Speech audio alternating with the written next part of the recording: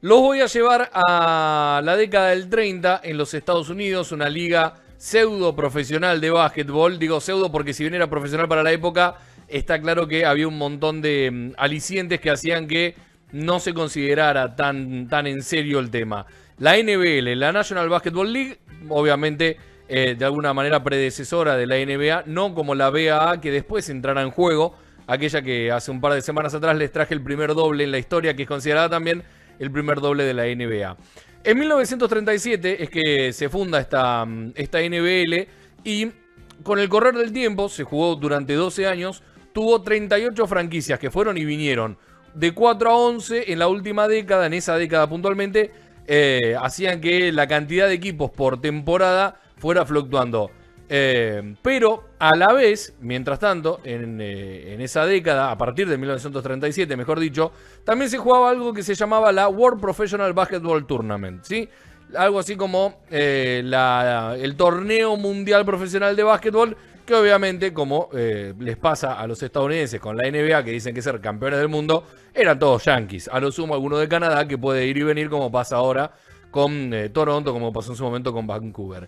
Este World Professional Basketball Tournament se jugaba en Chicago. Era bancado por un diario, ¿sí? Estaba promocionado por el Chicago Herald, y solo 3 de los 10 campeones que tuvo a lo largo de esos 10 años que se disputó fueron equipos completamente de negros. ¿Por qué? Porque había una segregación racial muy marcada, en donde se jugaban equipos de blancos por un lado, equipos de negros por el otro. No había equipos que tuvieran jugadores mezclados en cuanto a su raza. Esos tres equipos fueron, los 3 campeones fueron los New York Rens, los Washington Bears y los queridos Harlem Globetrotters. Ahí está, aparecen los Harlem Globetrotters en pantalla y va a quedar eso en loop. Y va a quedar eso en loop porque los voy a llevar a 10 años después, al 19 de enero de 1948, en un estadio de Chicago de 17.823 personas. Había una doble cartelera. Se jugaban 2 partidos. Uno por esta World Professional Basketball Tournament, los Chicago Stags contra los New York Knicks. Y el otro partido, que era el primero de los dos, porque era una especie de exhibición, los Globetrotters, que no jugaban torneos profesionales, pero que estaban anotados de vez en cuando en algunos torneos, contra Los Ángeles Lakers. Ahí los vieron pasar hace unos minutos nada más a los Lakers parados, entre ellos el enorme George Mikan, uno de los primeros grandes jugadores de la historia del básquetbol mundial, grandes por tamaño, grandes por cantidad de títulos y porque era realmente una estrella, era un todoterreno gigantesco que se cansaba de hacer puntos para la época, partidos que terminaban 30 y pico, 40 y pico, como mucho 50. Bueno, ese señor, el 99 de los Lakers, era una bestia que justamente había nacido en Chicago. ¿Por qué digo justamente? Le voy a pedir a Edison que ponga pausa ahí, que lo deje ahí a algún amigo sosteniendo la pelota.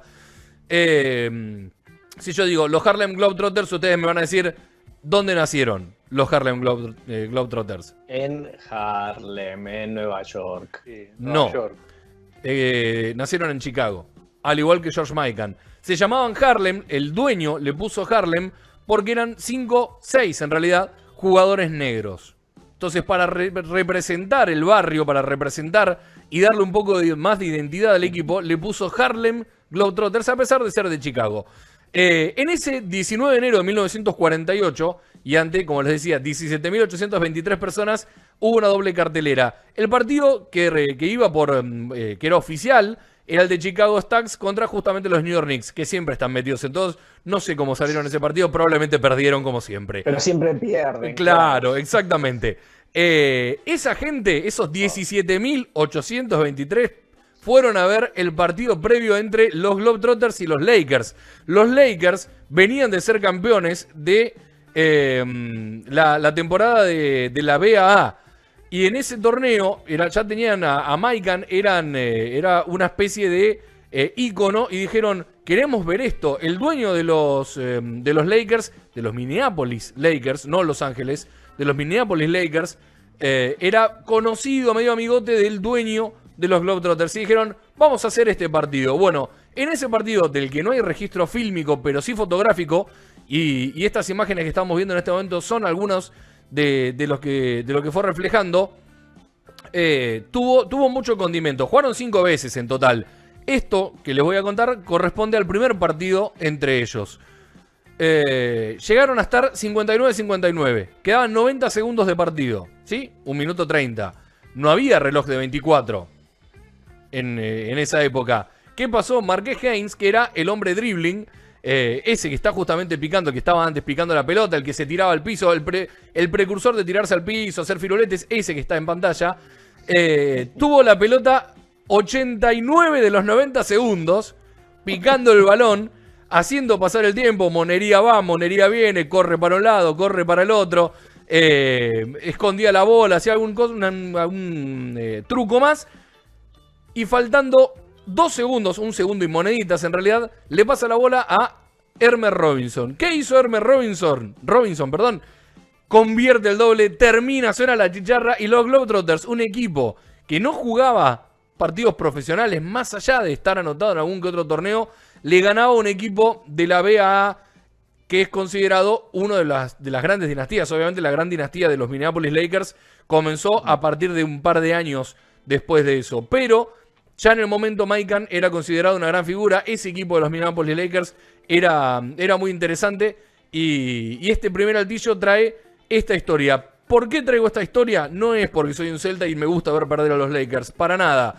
Es un buen momento para contar esta historia porque este partido se toma como punto de partida para la inclusión de la población negra, de la raza negra, de los jugadores negros en la historia del básquetbol profesional estadounidense. Muchos de los que concurrieron a ese partido, incluso varios medios o el Chicago Herald entre ellos que cubrió ese partido, lo cuentan como una rotura de la segregación racial. ¿Por qué? Porque este partido es el primero de 5 que yo les conté que jugaron. Un año después volvieron a jugar ante más de 20.000 personas, volvieron a ganar los Globetrotters y después los otros 3 lo ganaron los Lakers. Pero después de ese segundo partido, uno de los Globetrotters pasó a ser parte de la NBA, pasó a ser parte de esa liga máxima, siendo el primer jugador negro en entrar a un deporte profesional al 100%, a pesar de la época. Y además, imaginen que estamos hablando de fines de la década del 40, principios del 50. Por eso es la importancia de este partido. Abro el juego, los invito a leer y a buscar un poco más de información. Hay tantas historias divertidas detrás de este partido, y si querés, Ison, dejá en pausa ahí, en esa imagen en donde podemos ver, por ejemplo, a George Mikan, a Ferrin, a Robinson. El del fondo es el que hace el doble del final que les decía recién. Y hay tantas historias dentro de estos partidos, especialmente de este primero, y algunas más después del segundo, que también fue victoria de los Globetrotters, les decía, que empiezan a explicar por qué la importancia de este juego, que quizás está perdido en la historia del básquetbol internacional, pero que para muchos significó un mojón en la historia, justamente, algo realmente importante dentro de lo que fue la erradicación de la segregación racial en uno de los deportes más importantes en la historia del básquetbol, en la historia del deporte, justamente, valga la redundancia, estadounidense. Dos cosas, ¿no? Una graciosa que le podríamos cantar a los Harlem Globetrotters de qué barrio sos, porque nacieron en Chicago, se pusieron Harlem, o sea, está también equivocado en el lugar, pero no, hablando en serio, cómo ese partido se pensaba como algo en contra de la discriminación, en contra de la segregación racial, y hoy, 70 años después, todavía estamos viendo situaciones realmente complicadas de segregación por racismo, ¿no? O cómo todavía sigue vigente esa cuestión, más allá de que se cambiaron un montón de paradigmas, pero hoy todavía sigue existiendo algo realmente feo que no está bueno que pase. Ningún tipo de segregación, ni racial, ni social, ni de ningún tipo.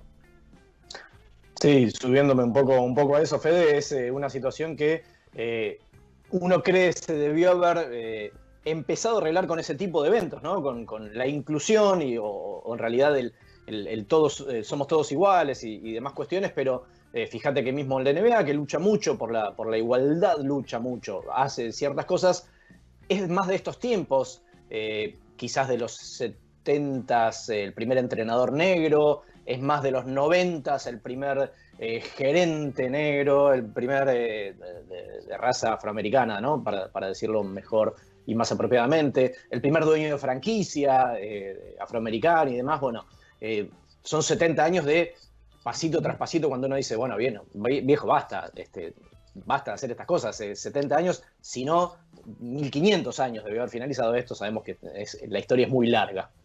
Ni hablar. Y... Bueno, pero para los momentos graciosos de la época también está bueno bucear en esa información que nos traía Leo con respecto a este video y ver la parte graciosa que generó ese partido. Nosotros le pusimos como un toque de momento, un toque de presente, pero bueno, Leo, te interrumpí, así que decí. No, les decía que hay un montón de historias relacionadas con este primer partido, entre ellas la manera en que supuestamente se convirtió el último doble, ese que les decía que fue sobre la chicharra, después de 89 segundos de posesión y demás.